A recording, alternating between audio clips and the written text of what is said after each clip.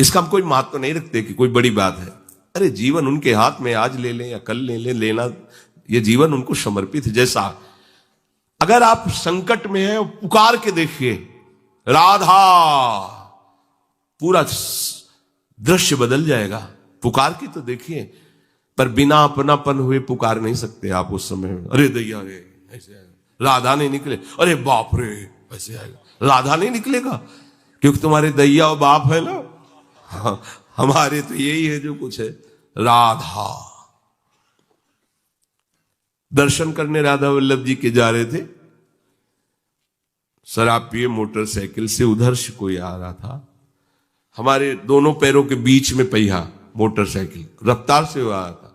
बस ऐसे, अब आगे हाथ रखी जाएगा जब वो ऐसे, वो जो खोपड़ी सी होती मोटरसाइकिल, ऐसे श्री राधा, ऐसे बंद मोटरसाइकिल। ओ बोला बाबा बंद कैसे हो गई? हम कहा भैया बंद ना हो जाती तो हमें बंद कर देते। तो बोले बाबा हम शराब पिए थे तो हमसे संभली। हम कहा हम कुछ नहीं कह रहे, आप जाइए। बोले हमें तो आश्चर्य कि बंद कैसे हो गई। तो हम कहा हम जिनकी शरण में हो कर तुम अकर तुम अन्यथा कर तुम सर्व समर्थ है। भगवान का प्रताप जगह जगह दिखा है। मतलब कैसे हम तुम्हें बताएं। महुआ से आ रहे हैं ट्रेन में, अब किसी श्रद्धालु ने टिकट दे दी। अब हम ज्यादा पढ़े लिखे तो है नहीं, कक्षा 9 पढ़े, संसारिकता का ज्यादा ज्ञान नहीं, बचपन से इसी में लगे रहे तो वो तो ज्ञान। अच्छा उसके कौन पढ़े कि कौन से स्टेशन की क्या, हमें तो भाई टिकट दे दी, लो महाराज आप बनारस की टिकट, तो अपनी झोली में डाल ली और बैठा दिया वो अच्छे वाले उसमें है। हाँ जो भी रूम कहे जाते हो, वातानुकूलित कक्ष जो होते उसमें, हम तो क्या हमारे पास टिकट है, ओ आए वो जांच वाले टिकट, हम बड़े गर्व से लिखा होगा ये टिकट है भाई। उन्होंने देखा, बोले स्टेशन कब निकल गए हो, कहां बैठे हो तुम? ये जनरल की टिकट है और ये स्टेशन तो कब निकल, कहां जाना है? हमका वाराणसी। बोले तुम्हारे पास टिकट तो है नहीं। और अब पावर होता है जब, तो फिर उसमें, और हमारी और नई अवस्था उस समय थी 24-28 के बीच की जो अवस्था, वो कुछ बोलने, अभद्र शब्द बोलने वाले, खड़े हो चलो हमारे साथ बोलने। ऊपर एक आदमी ले नीचे उतरा, अंग्रेजी से उससे बात की, इतनी बड़ी कागज में टिकट बनवाई, हमें दी, पैसा दिया और कहा सर आप जाइए। कोई नहीं, कौन है ये, कौन उतर के आ रहा है, कौन सहयोग कर रहा है? हरि, जिसके सहारे हैं वो एक एक कदम पर दुलार कर रहा है। अब संकट निवृत्ति के लिए हम प्रभु का आश्रय न लेकर जगत का आश्रय बड़े बड़े चूक कर देते हैं। अमुक है, उनका संबंध हम दृढ़ रखते हैं क्योंकि कभी हुआ तो वो काम आएंगे। धिक्कार है भगवत शरणागत कहला करके किसी अन्य का आश्रय लेना। इतने बड़े मालिक हैं, सर्वत्र सर्वशक्तिमान, तुम्हें और किसी का आश्रय चाहिए? पर ये बात तभी समझ में आएगी जब खूब सत्संग करोगे और नाम जप करोगे। भगवान का आश्रय पल पल पर देखा है, उनका जीवन में दुलार देखा है। बस ये लगा कि भगवान ही बचा सकते हैं, दूसरा कोई नहीं बचा सकता। गंगा किनारे कुछ जगह ऐसी होती है जो ऊपर से एकदम सूखी पपड़ी दिखाई दे रही, वो अंदर भारी दलदल होता है। हम लोग अपनी मस्ती में चले जा रहे हैं, पीछे से आवाज, ए बाबा रुकना, वो कदम रुकी, वो दौड़ के आया, बोले बाबा आपको पता है ये यहां से देखो आधा किलोमीटर तक दलदल है, फंस जाओगे तो वहीं खड़े खड़े मर जाओगे, कोई निकालने वाला नहीं। ऊपर से सूखी पपड़ी, नीचे पग पग पर प्रभु को देखा है। आर्थ, अगर संकट निवृत्ति कोई कर सकता है तो भगवान श्री हरि कर सकते हैं।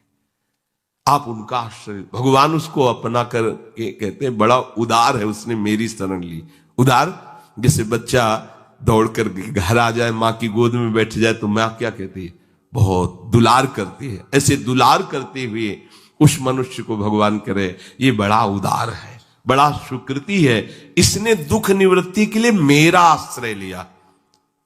अगर सत्संग सुनकर तुम्हें थोड़ा भी भाव आ रहा हो तो किसी भी विपत्ति में किसी का सहारा मत लेना, एकमात्र प्रभु का भरोसा रखना। अगर विपत्ति संपत्ति में न बदल जाए तो हमें बताना, और अगर किसी का सहारा लिया तो बनती हुई बात बिगड़ती चली जाएगी, ये पक्का समझ लेना। आपको लगेगा कि उनका फोन नंबर कर दें तो एक फोन में सारी बात संभल जाएगी, नहीं भाई। ये लोकवत थोड़ा संभलता नजर आएगा, लेकिन वो बात बिगड़ जाएगी जिससे सारी बात बननी। नहीं, बने तो रघुबर ते बने और बिगड़े तो भरपूर। बिगड़ जाने दो। क्यों? इतनी बिगड़ जाएगी तो संभलेगी कैसे? वो बिगड़ते बिगड़ते अंतिम स्टेज पर ऐसा संभाल देगा जितनी संभली थी उससे 1000 गुना बढ़ के। वो बड़ा महामहिम है। अर्थार्थी जो केवल भगवान से अर्थ चाहता है, ठीक है, हमें धन चाहिए तो भगवान श्री हरि का आश्रय ले, जो चाहिए आप मान लीजिए, पर गलत आचरण कर रहे हो इसलिए आपके ऊपर प्रभाव नहीं पड़ रहा। हमारी बात हाथ जोड़कर हम प्रार्थना करें, मान लीजिए सब कामनाओं से पीड़ित है, सबकी कामनाएं पूर्ण हो जाएंगी। जो इच्छा करी हो मन माही, प्रभु प्रसाद कछु दुर्लभ नाई। पर मांस खाना छोड़ो, शराब पीना छोड़ो, पराई बहन बेटियों के साथ गंदी दृष्टि करना बंद करो, ये गंदे आचरण बंद करो, राधा राधा बोलो, ना पूर्ण हो जाए तो मैं बताना। मनमानी आचरण करते हो, गंदे पापाचरण करते हो, फिर कहते हो कि हमें कुछ दिन राधा नाम जपते हुए अभी लाभ नहीं मिला। लाभ कैसे मिले? आप नीचे से तो ऐसे असाधन कर रहे हो, पापाचरण कर रहे हो, प्रभु की आज्ञा का उल्लंघन करोगे तो कैसे प्रभु प्रसन्न हो जाएंगे तुम पे? हमें किसी से अपना काम बनाना होता है ना, तो उसकी रुचि के अनुसार चलना होता है।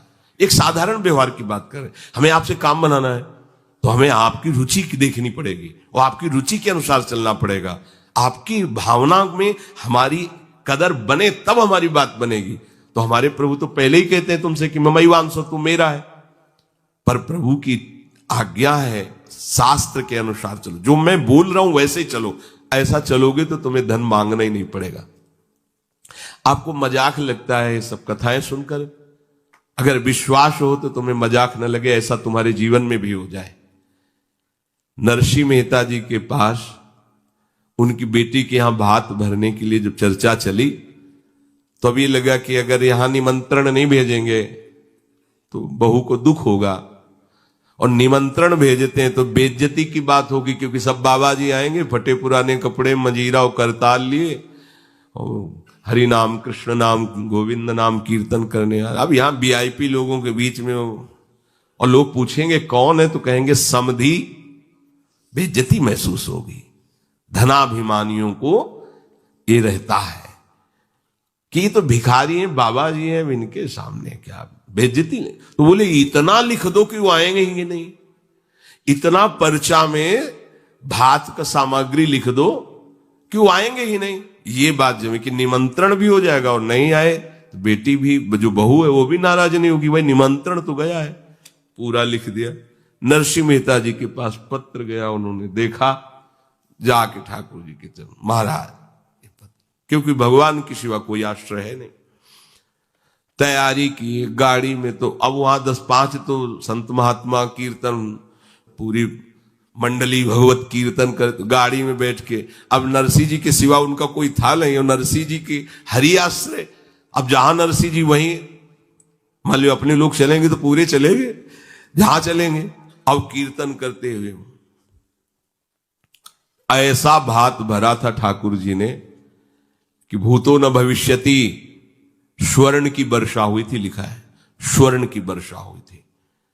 द्वारिकाधीश की गाड़ियां लगी हुई थी, बैलगाड़ियों में सब लदे स्वर्ण आभूषण, सब गांव का गांव पूरा कंचन का हो गया था। ऐसा वैभव भगवान ने प्रकाशित किया। आपको क्या भगवान पर विश्वास नहीं? क्या आप प्रभु के नहीं हैं? क्या आपको प्रभु ऐसा प्यार नहीं करते? पर आप प्रभु के ऐसे आश्रित नहीं होते, इसीलिए आपको अनुभव में नहीं होता। अगर कोई आश्रय नहीं है और आपकी किसी पर नजर न जाए, केवल इन्हीं के चरणों में रहे कि अब तो जीवन आपके लिए, ऐसे संभाल लेंगे। ऐसे अर्थ चाहिए आपको तो केवल इनका भरोसा ले लो, केवल इन अपने छल कपट का, अपने व्यवहार का, अपने किसी बल का नहीं, केवल इनका भरोसा ले लो। चमत्कार हो जाएगा जीवन में, आपको पता नहीं चलेगा कैसे हुआ। कभी ऐसे नहीं हुआ इसका, कभी किसी से ऐसे नहीं हुआ इसका, कैसे हो रहा है उनका, हम सबका उदर पोषण हो रहा है, वृंदावन वास हो रहा है, सब चल रहा है। कैसे प्रभु चला रहे हैं? क्या आप सबको नहीं चला रहे हैं? पर आप अपने को कर्ता मान रहे हैं, इसलिए आपको अनुभव में नहीं हो रहा, इसीलिए आपको परेशानियां हो रही, क्योंकि आप कर्ता बन रहे हो। अगर विश्वंभर कर्ता को कर्ता मान लो और उनके आश्रित हो जाओ तो जो चाहोगे मिल जाएगा, अगर ना चाहोगे तो वो मिल जाएंगे। जो चाहोगे मिल जाएगा। बिल्कुल कोई चाह न करो तो वो जो व्यवस्था उनको करनी करेंगे और वो स्वयं मिल जाएंगे।